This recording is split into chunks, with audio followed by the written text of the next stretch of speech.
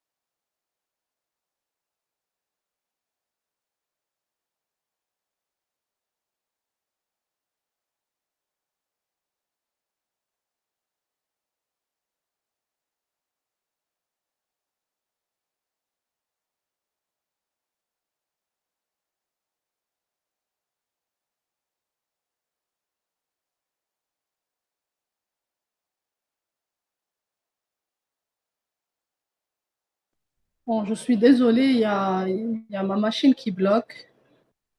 Je vous demande de patienter, s'il vous plaît. C'est complètement bloqué.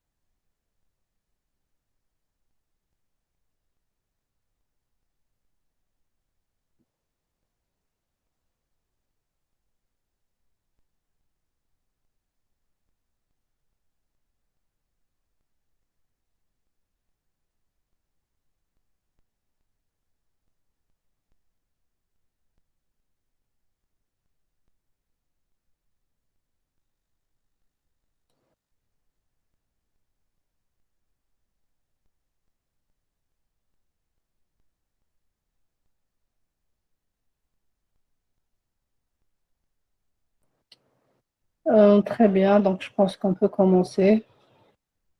Je vais juste réduire ça.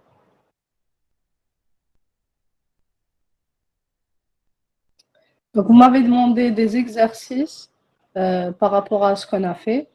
Alors, pour l'exercice, on va essayer de le faire un petit peu grossièrement et je vous ferai parvenir un corrigé plus correct durant le week-end. Alors, donc si vous vous rappelez, la séance passée, on avait essayé de résoudre un petit exemple, un sous-exemple pour calculer les métriques. Donc, on a calculé la matrice de confusion et on a eu quelques astuces. Donc, je rappelle rapidement que si ça, c'est ma matrice de confusion,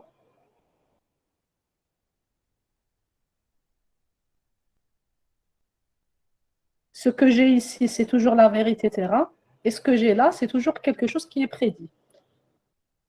La diagonale, c'est les choses correctes que j'ai lorsque je suis sur une multiclassification. Donc, lorsque l'indice, c'est le même, c'est que je suis sur des vrais positifs. Vrais positifs parce que réel est ici et prédit est ici. Ce qu'on avait dit aussi, on avait dit que la colonne va être positive. La deuxième lettre va marcher toujours avec la colonne. Donc, ce que j'ai là, ça marche avec la troisième lettre, que ce soit vrai positif ou faux positif.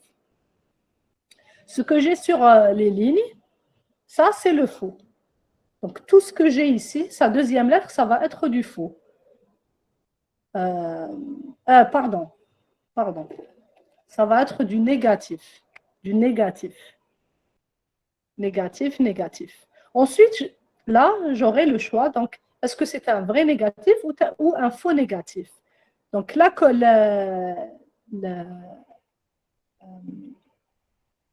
on avait dit que la ligne, c'est le faux négatif, parce que je sais que sa classe, c'est la classe positive, donc la classe réelle.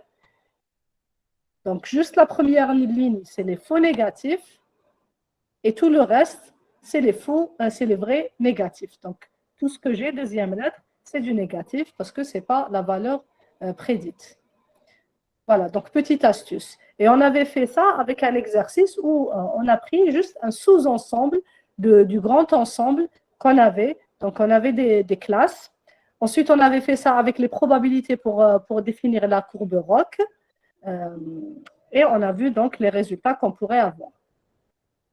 Maintenant, on passe au deuxième TP qui était le TP de la descente du gradient. Et pour la descente du gradient, donc pareil, ça va être un sous-exemple de ce qu'on a comme grand exemple. Donc ça, c'est notre descente du gradient.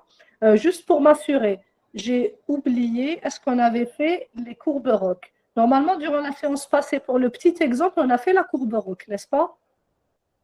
Courbe ROC? Oui, non? Oui, très bien. Donc, on avait terminé et on avait entamé un petit peu la descente du gradient. Parfait. Donc, on continue sur la descente du gradient. Et pour la descente du gradient, donc je vous ai dit qu'on allait prendre un petit sous-exemple. Où est-ce que j'ai mis le sous-exemple?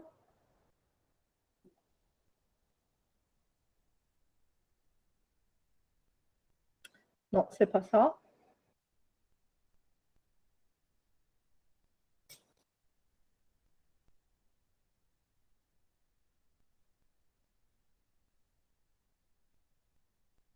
C'est pas ça.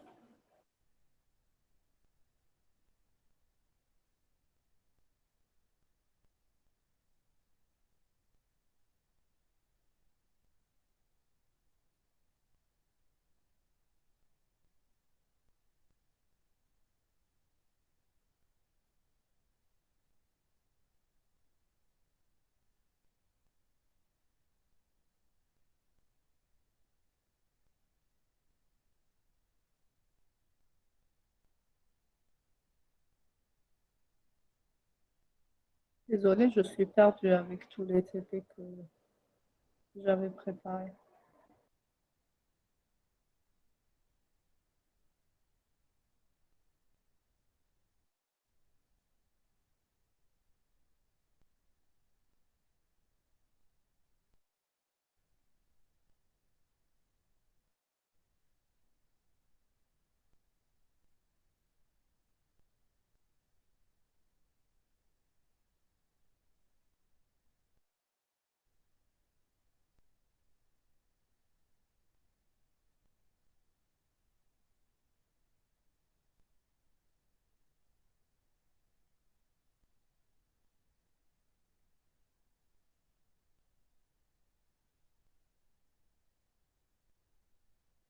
Alors, désolée. Donc, j'avais préparé un petit exemple et je suis perdue. Je ne trouve pas. Mesure de performance, régression linéaire.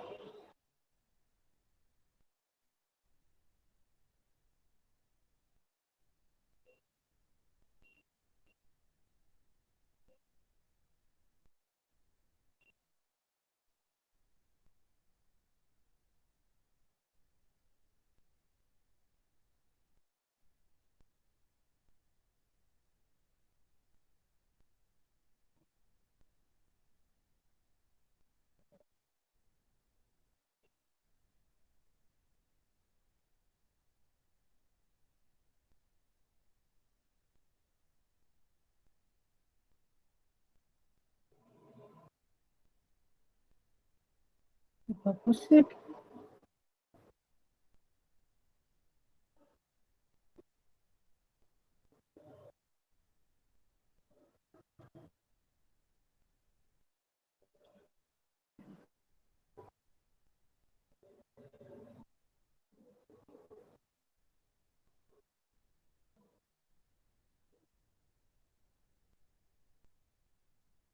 Bon, je suis désolée.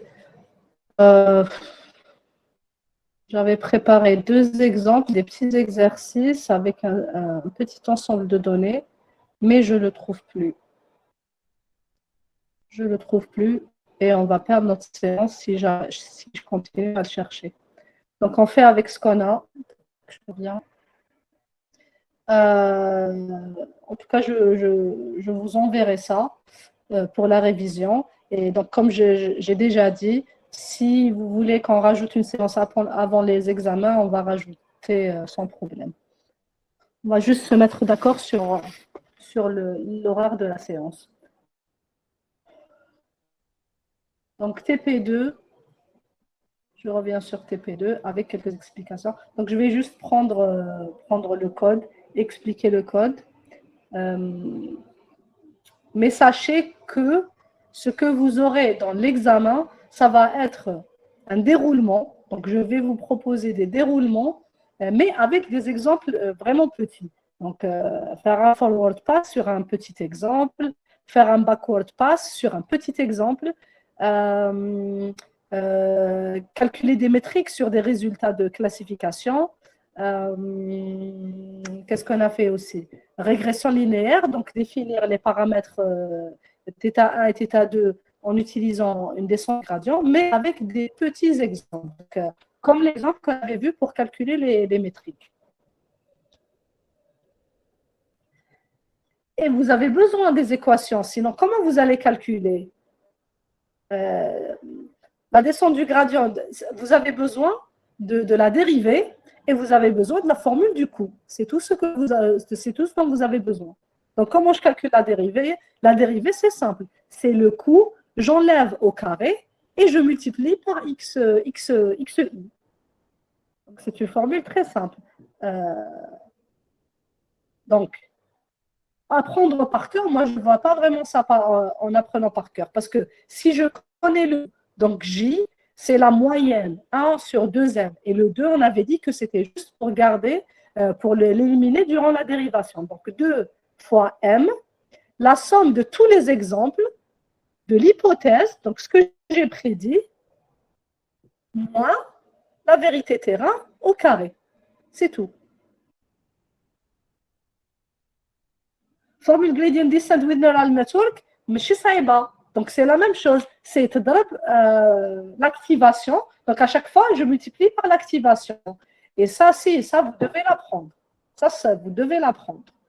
Donc comment calculer, comment faire un forward pass et comment faire un backward pass, c'est le forward pass multiplié par l'activation. C'est vraiment très simple, c'est juste la multiplication par l'activation. Ça, c'est important, vous devez le comprendre et l'apprendre.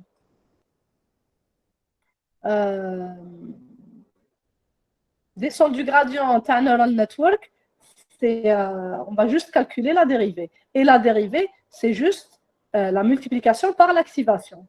Dérivée d'un coût par rapport à un certain poids, si j'ai 2 couches, pas le coup, là, 3 couches seulement, donc ça va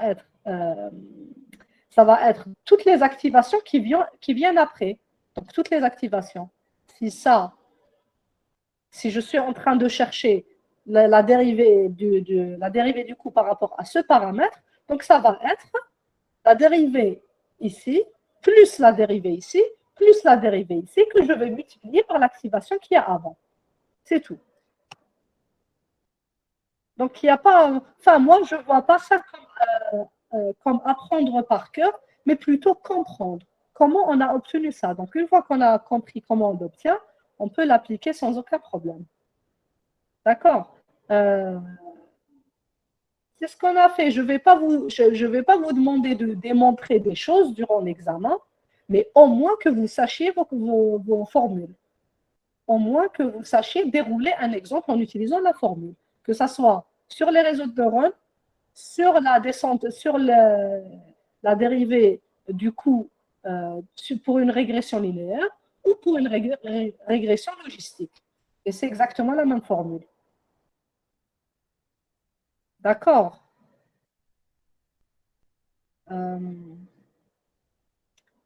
Est-ce qu'on a des questions de démonstration des équations?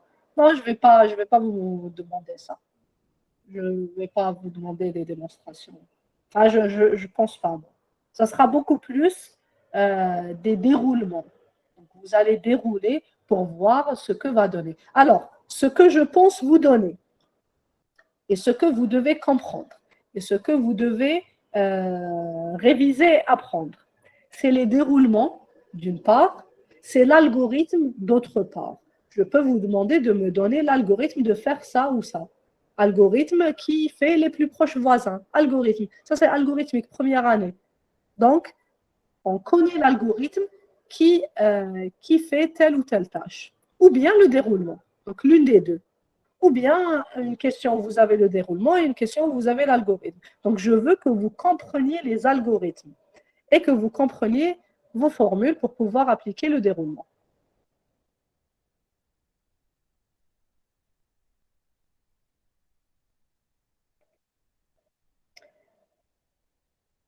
Alors, donc je reviens sur le TP. Je ne sais pas, ça a l'air compliqué, mais ce n'est pas compliqué. Normalement, vous avez tout compris. Et si vous avez fait les TP, normalement, si vous avez fait les TP, c'est que vous avez bien compris. Sauf si vous avez copié des codes. Ça ne sert à rien si vous avez copié des codes. Et d'après ce que j'ai vu sur vos TP, je n'ai pas vu de copier-coller de code. J'ai vu des réflexions. c'est ce que j'ai apprécié, d'ailleurs, c'est ce que j'apprécie lorsque je prends des TP. C'est que chaque étudiant a sa propre réflexion.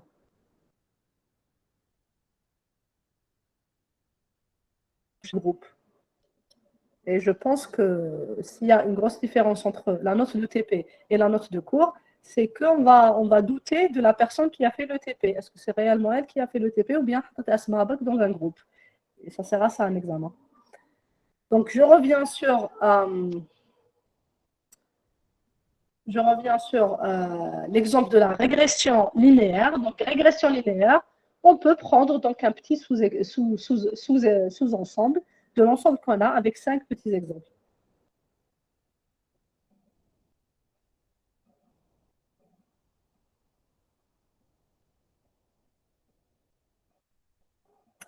Et Samy, c'est ça, un examen, c'est ça. Quel que soit le module que vous êtes en train de faire, à l'étranger ou en Algérie, c'est pareil. L'examen, c'est pour tester vos connaissances. Donc, vous devez apprendre vos formules. Et il n'y a pas, c'est pas beaucoup de formules. C'est vraiment pas beaucoup de formules. Il suffit juste de les comprendre.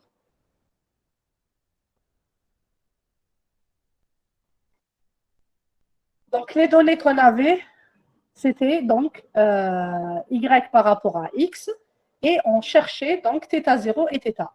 Donc, comment on cherchait θ0 et θ1? Donc, on avait proposé donc deux calculs. Le calcul du coût avec vectorisation et sans vectorisation. Avec vectorisation, donc pour chaque exemple, on allait calculer l'hypothèse. Donc, Y chapeau, c'est quoi? C'est notre hypothèse. C'est le produit matriciel de X multiplié par θ. Et X, c'est quoi? X, c'est notre caractéristique. Donc, si je reviens sur l'exemple, le premier exemple qu'on a fait, on a le bénéfice par rapport à la population. Donc, j'ai un Y par rapport à un seul X. Et là, donc, ce dont j'aurais besoin, c'est de deux paramètres, θ0 et θ1. Pour trouver Y chapeau, donc A fois X plus B, ou θ1 fois X plus θ0, donc c'est quoi? C'est le produit matriciel entre X et θ. Et le produit matriciel, ce n'est autre que, donc 1, on avait dit que pour X, j'avais toujours 1, et ici, j'ai un XI. Si vous nous autorisez à avoir une documentation durant l'examen, ce qui se fait ici et à l'étranger, ça nous permettrait de travailler sans nécessairement nous faciliter l'examen. Comme vous avez dit, il faut les avoir compris. Ceux qui n'ont pas les connaissances acquises, avoir un document avec les formules ne va pas les sauver. C'est comme l'examen de proba en deuxième année de licence. On nous a donné avec la feuille d'examen absolument toutes les formules. C'est pas pour autant que tout le monde a eu des 18, parce que si vous ne savez pas utiliser une loi de probabilité, c'est pas parce que vous l'avez à côté de vous que vous allez savoir répondre. C'est pareil ici. Nous donner les formules, ça nous fait juste gagner du temps sur le parcourisme, parce que de toute manière, en tant qu'informaticien, dans la vraie vie, on ne va jamais apprendre ces équations par cœur. On va toujours les rechercher, on va toujours les revoir et ensuite les implémenter. Donc, si on a l'équation devant nous, si on a la formule devant nous, ça ne va pas nous permettre d'avoir l'exercice tout juste comme par magie. Il faudra quand même les avoir compris. Ça nous fait juste gagner le temps avec. Tu as le parcourisme où il faudra qu'on ait la formule encore et encore et encore. Et il faut savoir qu'il y a beaucoup de personnes ici qui sont incapables de retenir des choses par cœur. C'est par exemple mon cas. D'ailleurs, quand j'étais au bac, j'ai refusé de faire sciences. J'ai fait maths technique parce que je suis incapable d'arfad. C'est le cas d'autres personnes. Donc, au lieu de nous pénaliser sur notre capacité à une formule, en ayant un document autorisé, ça nous permet de nous concentrer sur vraiment faire réviser les formules et faire en sorte qu'on les a bien comprises, qu'on est capable de les appliquer, qu'on est capable de les implémenter. Ah, Yasmine, je ne pense pas que vous avez eu les formules dans un module de maths ou là de probabilité. Si vous êtes jugé Je peux vous tirer la feuille d'examen à L2, je l'ai quelque part, je vous jure, et il y a beaucoup d'étudiants ici qui étaient en ACADC où on a eu les formules avec l'examen. C'était au dos de la feuille d'examen, on avait toutes les formules de probabilité. On avait toutes les lois, on avait tout qui était posé devant nous, et pourtant, je peux vous assurer que sur la majorité de la section, très peu de personnes ont eu la moyenne dans le module. Ah oui, parce que quand on vous donne de la documentation, c'est là où on sera encore plus sévère. Hein. Et pour me dire que à l'étranger, demain, vous allez passer un concours, et j'ai eu cette expérience où on avait demandé la descente du gradient, la formule de la descente du gradient. C'est pas toujours que non, informaticien, je ne dois pas apprendre. Je suis totalement contre ça, Yasmine. Hein? C'est pas parce que vous êtes informaticien qu'il y a Google que vous n'allez pas, on n'a pas besoin d'apprendre. Hein? Surtout les formules et surtout apprentissage automatique. Ça, je vous le dis dès maintenant. J'ai eu 2 concours où dans les 2, il y a eu demande, descente du gradient, algorithme de descente du gradient et formule de la descente du gradient et l'ascente du gradient. Donc, demain, vous allez voir. Hein, moi, je dirais, hein, ce qu'on veut à Babzoual, c'est vous former. On ne cherche pas une note, on cherche à vous former, à ce que vous sachiez. Et là, ce n'est pas vraiment du parcourisme. Hein, au lycée, vous deviez apprendre un polynôme. Parce que vous faites un exercice, 2 exercices, 10 exercices, vous allez la dérivée. Et c'est exactement la même chose dans ma machine learning. Il n'y a pas 1 million de formules. Et à partir de ça, on peut toujours avoir déjà la dérivée. On peut les formules de dérivée, par exemple, je serais peut-être d'accord que la dérivation par les réseaux de neurones, c'est ce qu'il y a de plus compliqué, mais après la dérivée elle-même, après les étapes de démonstration, ça devient une formule très très simple. Ce n'est pas très long comme formule. Donc, à la limite, je réfléchirai à ce qui sera autorisé comme documentation. À la limite, je peux vous accompagner durant l'examen quelques formules qui sont un peu compliquées, même si je pense que ce n'est pas compliqué. Mais ما تقولوليش غدوه نخدموا ما نسحقوش les formules. هذه نساوها et vous allez voir, surtout si vous voulez faire vraiment quelque chose qui est orienté data science.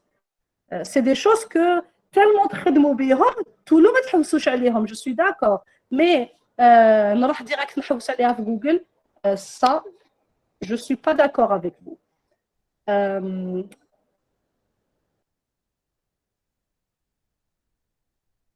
Non, architecture des ordinateurs, c'est autre chose, c'est des instructions. Comme une feuille d'instruction de langage machine. Vous n'allez pas apprendre chaque instruction, etc. Was to see if we know what formula to use and where. Je réfléchirai à ça. Je réfléchirai à quoi vous autorisez comme documentation. Mais encore une fois, moi c'est juste que je vous encourage à apprendre vos formules et surtout à les comprendre, beaucoup plus à les comprendre. Sinon, là, je ne me serais pas cassé la tête à vous donner toutes les démonstrations et comment on a obtenu la dérivation, comment on a obtenu la dérivée, comment on a obtenu l'algorithme final de la propagation en arrière. C'est pour qu'au lieu d'apprendre par cœur, على بالكم منين جات. Et لو كان تعرفوا حاجة منين جات, c'est plus facile de la retenir.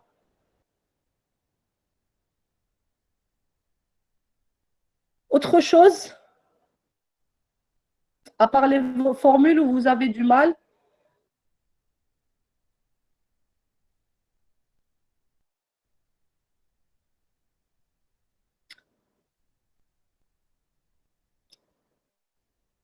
Très bien, donc je vous encourage dès maintenant à comprendre les algorithmes, à comprendre vos formules, à essayer de retenir vos formules, et je vais voir ce que je vais vous autoriser à faire pour l'examen. Donc, une fois que j'aurai préparé déjà le sujet d'examen, que je n'ai pas encore préparé. Éventuellement, si on a une séance de révision que je préfère avoir, hein, essayer de trouver un moment, on verra ce dont vous aurez plus besoin. Et peut-être à ce moment-là, j'aurai déjà préparé le sujet, donc avoir un petit peu mieux vous orienter sur ce que vous devez, sur les points sur lesquels vous devez vous concentrer.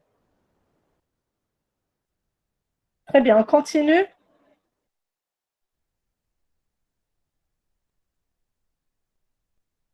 Bien, donc calcul vectoriel, parfait. Calcul vectoriel, on avait dit que soit j'utilise la vectorisation, soit je n'utilise pas la vectorisation. Si je n'utilise pas la vectorisation, je vais aller exemple par exemple. Donc, je vais aller pour chaque ligne de mon X, mon grand X qui est des données, n'est-ce pas? Donc, chaque ligne, c'est un exemple, chaque colonne, c'est une caractéristique. Et lorsque j'ai ajouté les 1, donc j'avais eu dans mon X 1, 1, 1, 1, et puis X1 de l'exemple 0, X2, X3 jusqu'à Xn.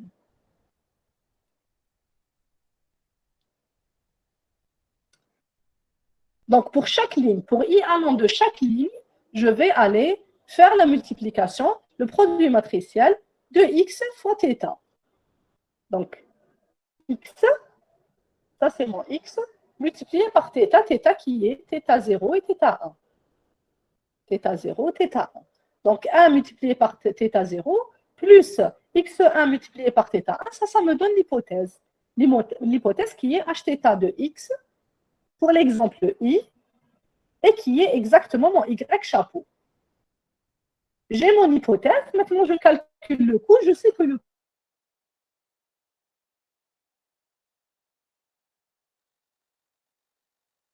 donc la somme, et bien sûr, lorsque je fais la somme, je fais 1 sur 2m. Et ça, ce n'est pas une formule dont vous n'allez pas vous rappeler. Ça, j'imagine que je ne vais pas vous donner ça. Donc, comment je calcule le coût? C'est 1 sur 2m, la somme de y moins y chapeau pour tous les exemples. Et c'est ce qu'on a ici. Donc, pour chaque exemple, je cumule l'erreur. Ah, pardon, ici, c'est au carré. Bien sûr, c'est au carré ici. Bien sûr, l'erreur au carré. Et on avait dit pourquoi au carré. Soit je fais valeur absolue, soit je fais au carré pour ne pas avoir le signe moins, plus, alors que si j'ai des exemples, une différence positive et une différence négative, j'aurai un 0, donc j'aurai un coût qui est égal à 0, mais en fait, les exemples sont différents. Donc là, on met à la puissance carrée pour éliminer le signe négatif, soit à la puissance carrée, soit la valeur absolue. Bon, valeur absolue, c'est juste un exemple. Donc, dans notre cas, on a utilisé la puissance carrée pour trouver le coût. Pourquoi? Parce que ça va être plus simple plus tard pour calculer la dérivée. Donc, je cumule mon coût. Une fois que j'aurai cumulé le coût de tous les exemples, je vais diviser je vais multiplier par 1 sur 2m. Et 2m, m c'est quoi? C'est le nombre d'exemples. Donc, c'est x.shape. X, donc chaque ligne, x.shape de 0, donc le nombre de lignes dans mon x, donc c'est exactement le nombre d'exemples. Donc ça, c'est mon coût sans vectorisation. Et là, c'est mon coût avec vectorisation. Donc, je vais directement prendre y chapeau, qui est la multiplication de toute ma matrice des x, multipliée par mes θ. Donc, première ligne fois première colonne, ça me donne première valeur. Deuxième ligne fois colonne, ça me donne deuxième valeur. Donc, y chapeau du premier exemple, y chapeau du deuxième exemple, y chapeau du troisième exemple, etc. jusqu'à y chapeau du mème exemple. OK?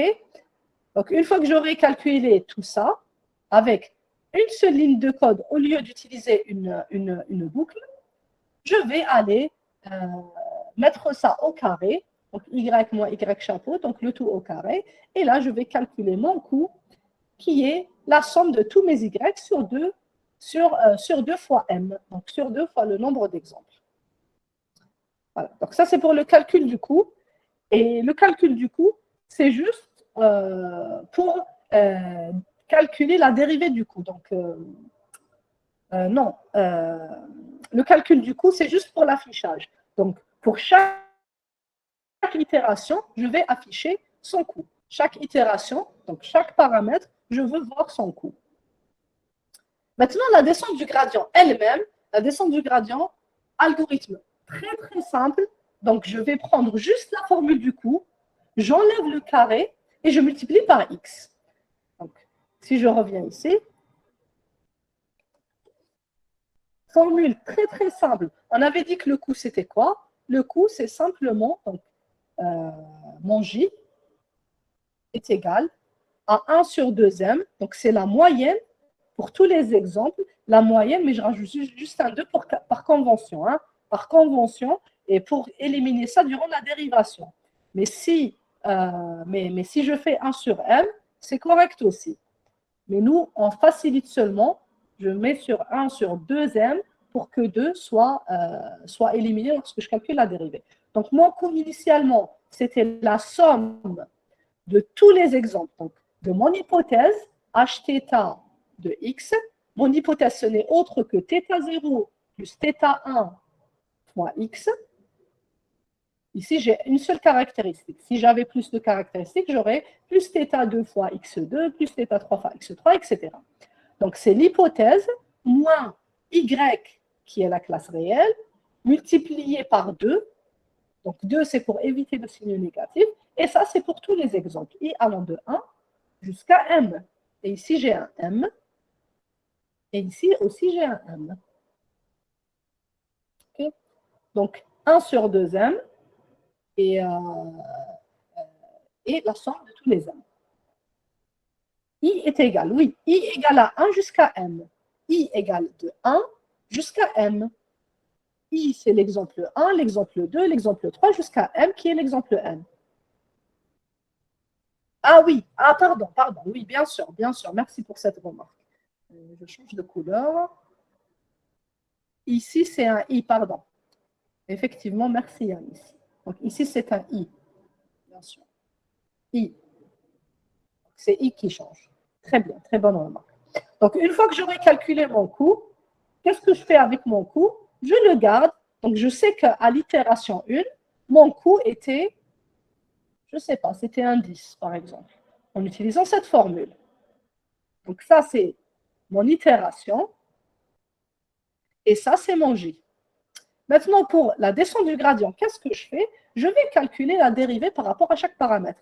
Lorsque je suis avec une seule caractéristique, j'ai seulement deux paramètres, θ0 et θ1. θ0 et θ1. Donc, je vais calculer la dérivée du coût, la dérivée de J par rapport à θ0 et la dérivée de J par rapport à θ1. Et là, avec des dérivations, on avait trouvé finalement que la dérivée, c'est 1 sur m fois la somme I allant de 1 jusqu'à m de l'hypothèse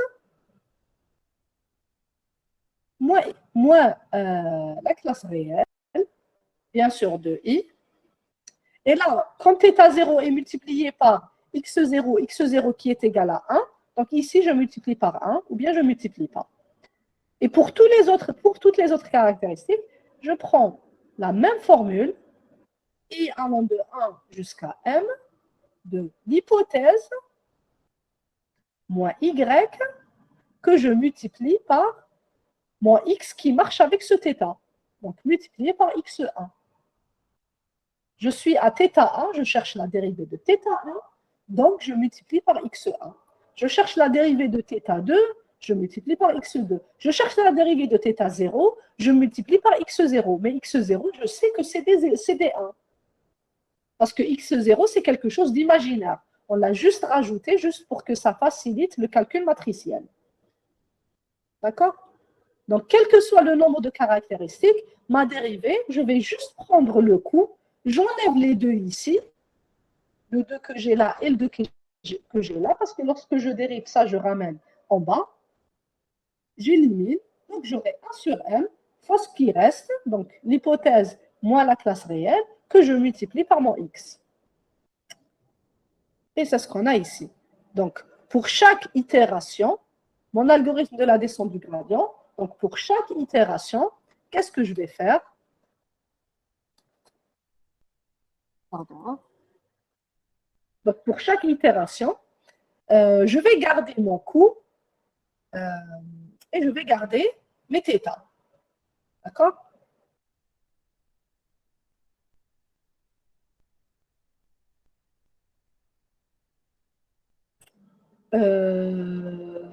alors, pour chaque itération, on va calculer le coût, donc avec x et avec θ, donc j'aurai un certain coût. Et là, donc, dans mon résultat, je garde mon coût. Pourquoi? Parce que je vais l'afficher plus tard. Donc, le coût par rapport aux caractéristiques. Back probe et forward probe. OK, OK, d'accord. Je termine rapidement Cyanis et on va aller vers le forward pass et backward pass. Très bien. Donc, je continue. Donc, Y chapeau, donc ça, c'est la multiplication de X par rapport à θ. Et ensuite, donc, on va calculer la dérivée. Donc, la dérivée, c'est ça. C'est l'erreur. Donc, c'est notre erreur. Donc, c'est Y chapeau moins Y. Donc, c'est toute ma somme pour tous les exemples, n'est-ce pas? Et je vais diviser ça sur le nombre d'exemples, donc qui est la taille de X, que je multiplie par alpha, mon taux d'apprentissage. Et donc, c'est θ0, c'est mon ancien θ0 auquel je soustrais, donc la dérivée de l'erreur multiplié par le taux d'apprentissage. Pour tout le reste, je vais en plus multiplier ça par mon x. Et en fait, de 1 jusqu'à la fin, 1 parce que 0, c'est mes 1. C'est ce que j'ai remplacé par des 1. Ensuite, donc, par rapport aux itérations, donc, je vais calculer, donc, le coût que j'ai obtenu avec l'algorithme de la descente du gradient, je vais le dessiner. Et enfin, une fois qu'on aura ça, donc θ0 et θ1, je peux dessiner ma ligne qui est ma ligne de régression. Ma ligne de régression sera la même que celle que je vais utiliser pour la régression logistique, pour la séparation de classes. Parce que c'est les mêmes θ0 et θ1 pour dessiner ma ligne. Donc, pour dessiner ma ligne, je vais tout simplement prendre 2 points. Un point qui est le minimum de x, un point qui est le maximum de x, et je vais aller chercher mon y en utilisant θ0 et θ1. Une fois que j'aurai juste 2 points, je peux dessiner ma ligne. Et ensuite, donc, je peux avoir les 3. Alors, malheureusement, je ne trouve pas mon exemple, mais j'avais utilisé quelque chose d'interactif. Donc, j'avais utilisé cette portion de code qui est la rotation 3D. Donc, j'ai vu que pour la plupart, vous avez utilisé un plot 3D fixe. Je voulais aussi donc un peu pimenter ce que vous avez fait en essayant d'afficher un graphe qui peut être changé, qui peut être modifié, qui peut être que je peux voir de différentes facettes. C'est en utilisant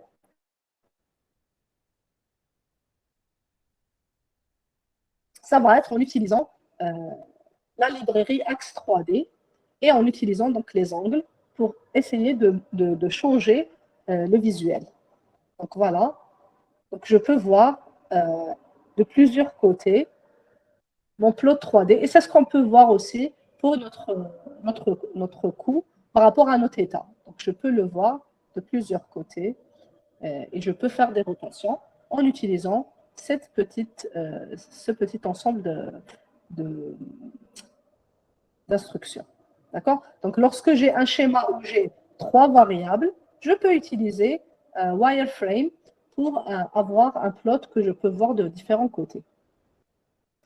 Alors, je passe au TP4, au TP5. TP5, donc une seconde. En attendant d'ouvrir le TP5, je veux savoir si vous avez des questions sur la régression linéaire ou la régression logistique. Est-ce qu'il y a des questions par rapport à la régression linéaire ou la régression logistique? Et on passe au réseau de neurones.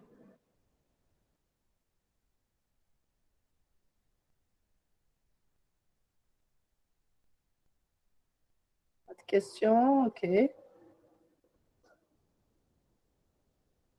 très bien, très bien. Donc, je vais aller chercher le TP6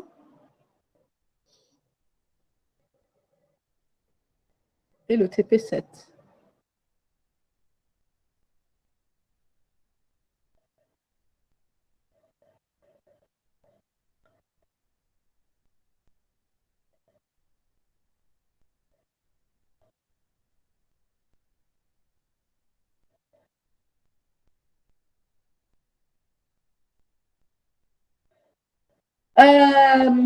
ماشي نتوما تخيروا pour l'examen, ماشي نتوما تخيروا. Je vais vous donner ça et vous allez faire les calculs. L'objectif de l'examen, c'est de prendre ce qui se passe à l'intérieur de vos algorithmes de classification. Ce n'est pas de trouver vous-même les classifieurs. Pour plus tard, lorsque vous allez vous-même proposer des réseaux, peut-être dans votre PFE ou dans un prochain module l'année prochaine ou durant votre travail, il y a des règles pour trouver combien de couches cachées. Avant, on disait que plus il y avait de couches cachées, plus le système était robuste, plus le classifieur était robuste. Et c'est pour ça qu'on a maintenant les réseaux de neurones profonds. Les réseaux de neurones profonds ont beaucoup plus de couches et beaucoup plus de paramètres. Mais après, le choix reste difficile parce que parfois, même quand on a beaucoup de couches, on n'a pas forcément un meilleur résultat et parfois on est juste en train de perdre du temps pour un résultat identique. Donc, comment choisir? Généralement, il faut se référer aux articles scientifiques. Donc, qu'est-ce que les autres chercheurs sont en train d'utiliser et pourquoi ils ont choisi telle ou telle architecture. Et ça, c'est généralement justifié. Bien sûr, Samy, bien sûr, plus c'est profond, plus on prend du temps.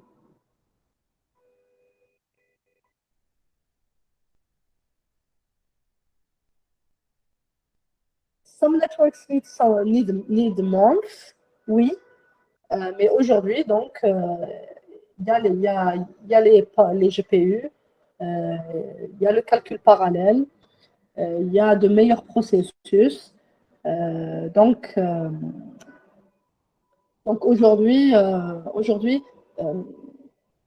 c'est plus rapide. C'est plus rapide qu'avant. Si on a un réseau très profond.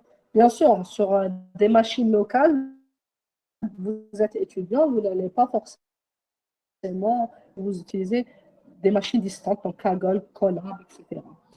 Mais quand on est sur un grand projet, généralement, on a le matériel nécessaire. Qu'est-ce que je voulais aussi dire par rapport à ça? Alors, il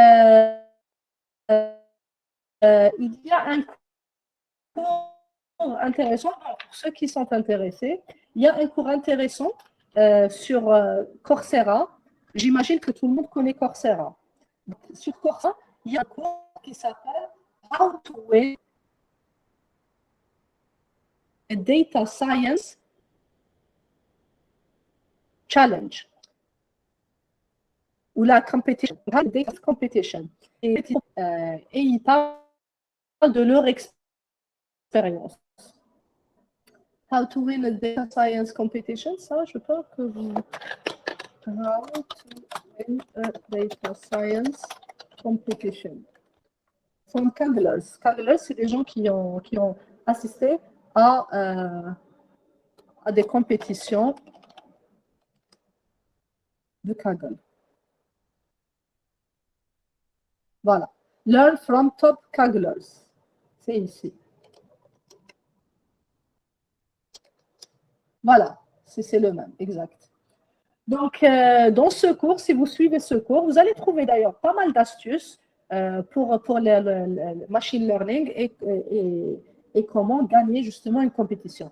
Et les Kagglers qui sont là, qui sont des top Kagglers, donc c'est des gens qui ont déjà participé à des compétitions Kaggle qui ont gagné, proposent des machines à partir de 64 gigas de RAM. 64 gigas, entre 32 et 64, pour pouvoir participer à une compétition. Ce qui est coûteux quand même. Euh, euh, 64 gigas de RAM. 64 gigas de RAM, c'est ce qu'il propose. À partir de 64 gigas de RAM, on est à l'aise pour participer à une compétition et pour pouvoir entraîner des modèles. Euh, donc maintenant, on n'est pas capable d'avoir ça. Si on n'est pas capable d'avoir ça, on essaie un petit peu d'utiliser les ressources qu'il y a, les ressources de Kaggle ou les ressources de Google Colab. D'accord, donc ça c'était pour la question de ça prend des mois. Oui, ça prend des mois, mais voilà, si on veut faire du machine learning ou si on veut faire du deep learning et on veut participer à des compétitions ou la travailler en haut niveau, il faut avoir le matériel qui vient avec. Et le matériel, donc, moi je pense que 32 gigas, ça va. 32 gigas, on peut entraîner des modèles. Mais si on vise plus loin, donc à partir de 64 gigas.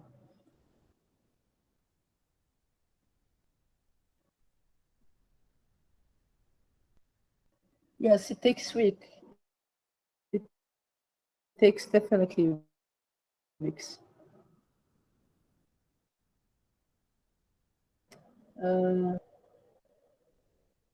Qu'est-ce qu'on a aussi?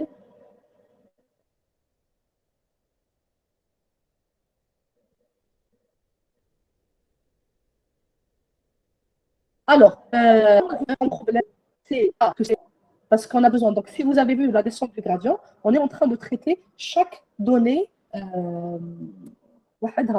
Par contre, si je prends l'équation normale, je vais avoir besoin de calculer les inverses. Et les inverses d'une matrice très grande, c'est difficile à calculer. Donc, effectivement, comme vient de le dire Amayas, le plus gros problème de l'équation normale, c'est de calculer l'inverse. Et une fois que j'ai l'inverse, j'ai ensuite de très grandes matrices, encore plus longues, par rapport à la descente du gradient. OK?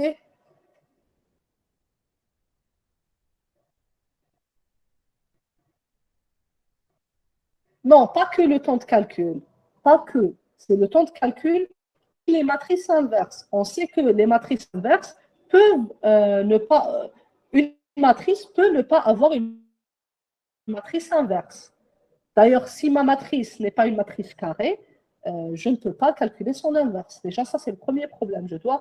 Les matrices non carrées ne peuvent pas avoir d'inverse. Et ensuite, donc, il y a des matrices qui n'acceptent pas d'inverse.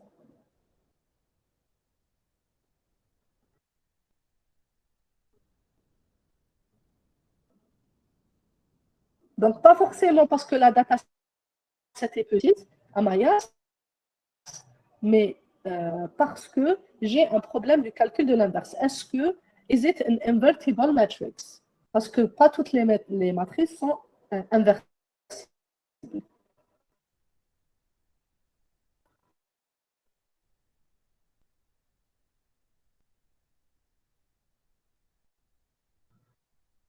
Alors,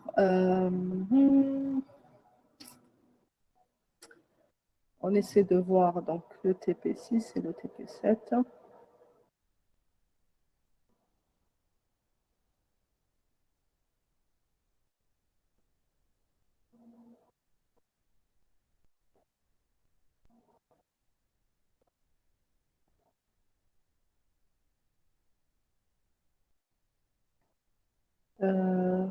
TP5, non, c'était le TP5 qu'on avait commencé. TP5, pas TP6. TP5, très bien. Donc, je partage mon écran. Et vous n'avez plus rien après. On peut prendre notre temps. Très bien. Parfait. Donc, je passe au TP réseau de neurones. Donc, pour le réseau, on a besoin X. Donc, on m'avait dit que j'ai 5000 exemples et 101 caractéristiques. qu'est-ce que je vais faire? Je vais aller faire d'abord un forward pass. Alors, ça, c'est pour l'affichage. Et le voir ça avec un petit exemple. Imaginez, alors, je vais imaginer que j'ai cet ensemble de données. Je vais prendre vraiment aléatoirement, hein, et je vais prendre deux classes, ok? Deux classes. Donc ça, c'est mon X, et ça, c'est mon Y. Je vais prendre des valeurs aléatoires. Donc 2, 5, 3, 2, 3, 3, 5, 6. Et là, j'ai la classe 1, classe 1, classe 0, classe 0. Et je veux classifier ça. Je veux trouver un modèle à deux couches qui va me classifier bien ces exemples. Donc, première chose à faire, et là, je vais aller chercher mon réseau neuronal. Donc, tout est ici.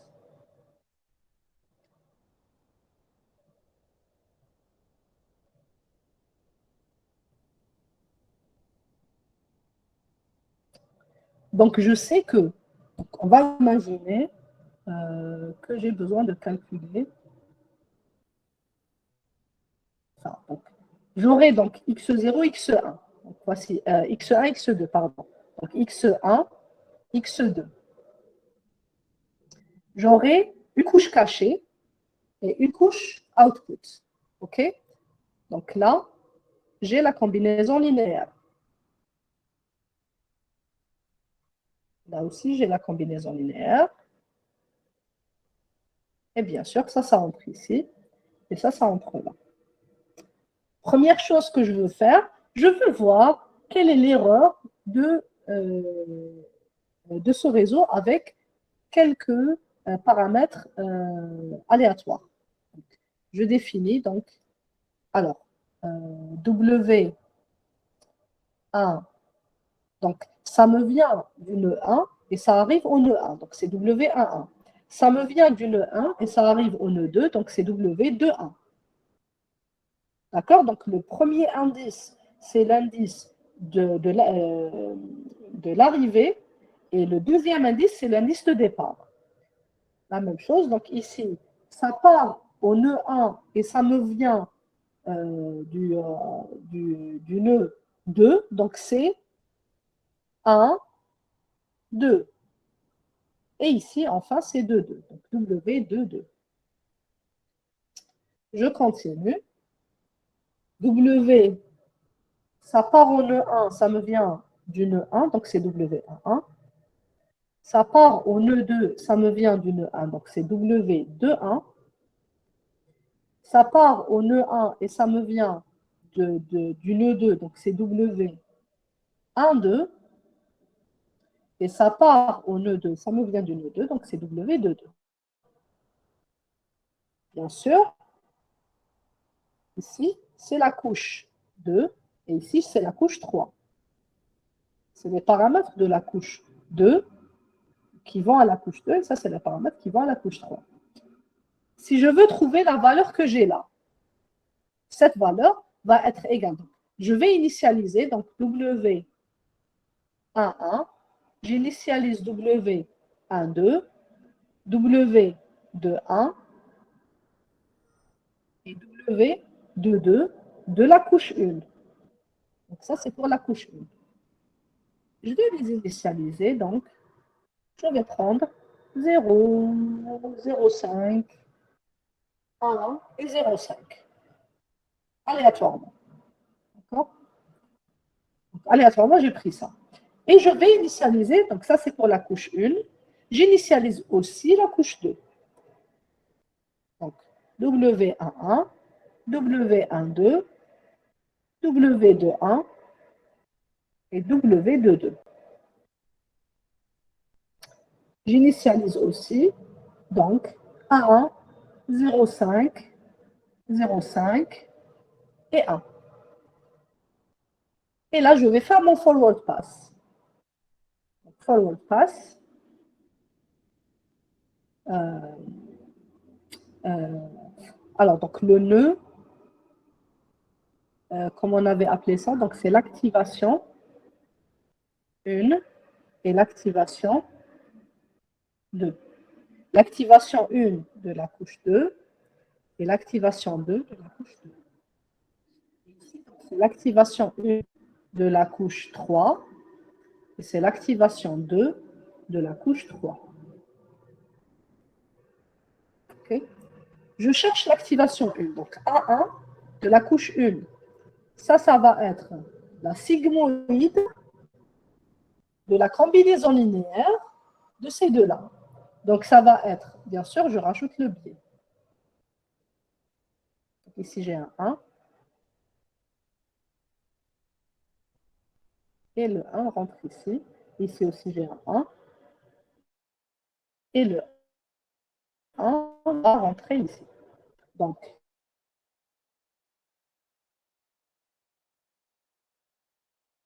j'appelle la couche 1. Et pour la couche 2, je vais mettre aussi un 1. Okay. Donc, c'est quoi? C'est la combinaison linéaire. Donc, c'est 1 multiplié par 1. Donc, c'est 1. Donc, x0 est égal à 1, que je multiplie par le biais que j'ai initialisé aléatoirement à 1. Donc, 1 plus combinaison linéaire. Donc, x1 multiplié par w1.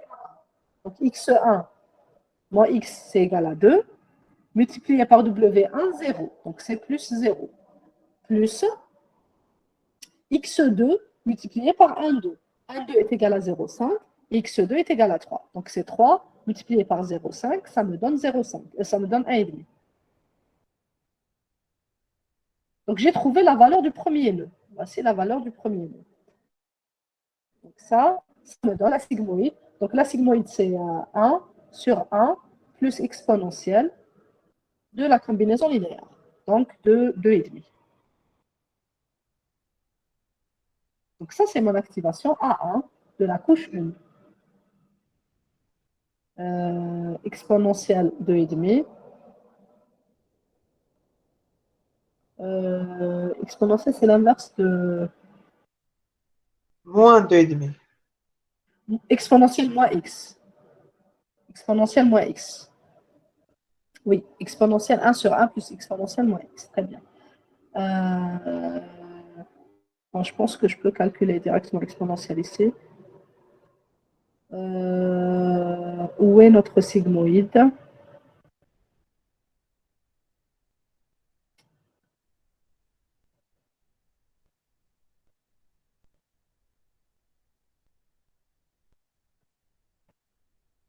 Il y a le E sur calculatrice.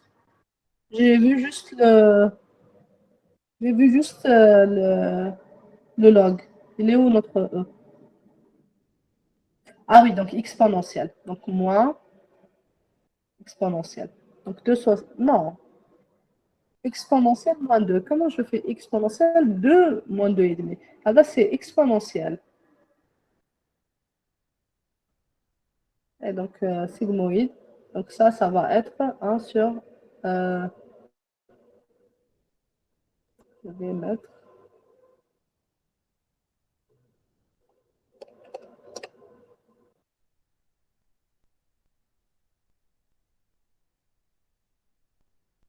0,91. Attendez, je vais exécuter ça ici. Donc, sigmoïde de combien? Sigmoïde de 2,5. De moins de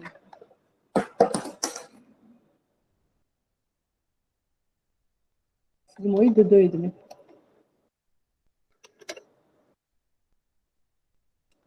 NP is not defined. Comment ça, not defined? On a importé les librairies pourtant.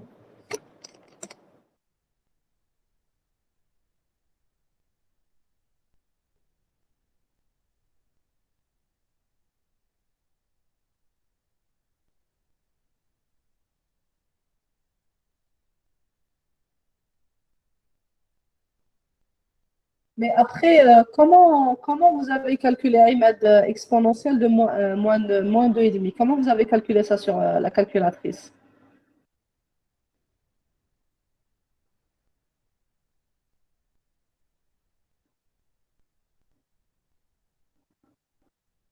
Ah, Google. Non, non. Comment le faire sur calculatrice? Parce que demain, vous allez passer votre examen avec calculatrice. Donc, comment on fait ça sur calculatrice? C'est exponentielle.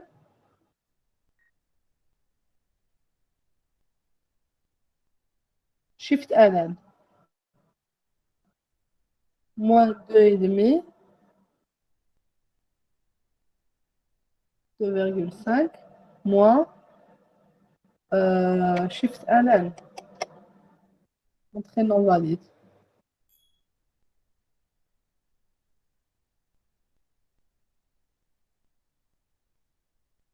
Essayez de trouver ça sur vos calculatrices, hein, parce que si on bloque sur ça, ça ne va pas être possible.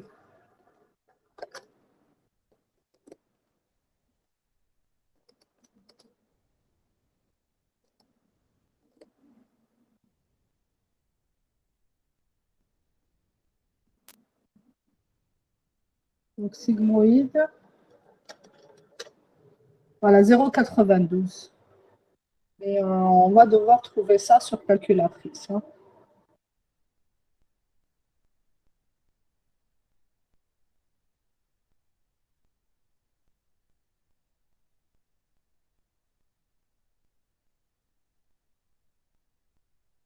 Voilà. Donc, ça, c'est la première activation. Donc, l'activation 1.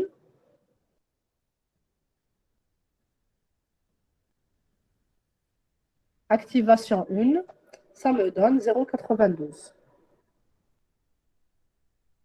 Activation 1, donc c'est 0,92. Activation 2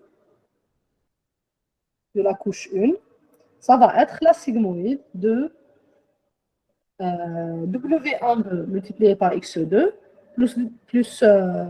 plutôt W2,1 multiplié par X1 plus W2,2 multiplié par X2. W2,1 c'est égal à 1, W2,2 c'est égal à 0,5. Donc je vais multiplier 1 fois 2 plus 0,5 fois 3. Donc 1 fois 2, donc ça me donne 2, plus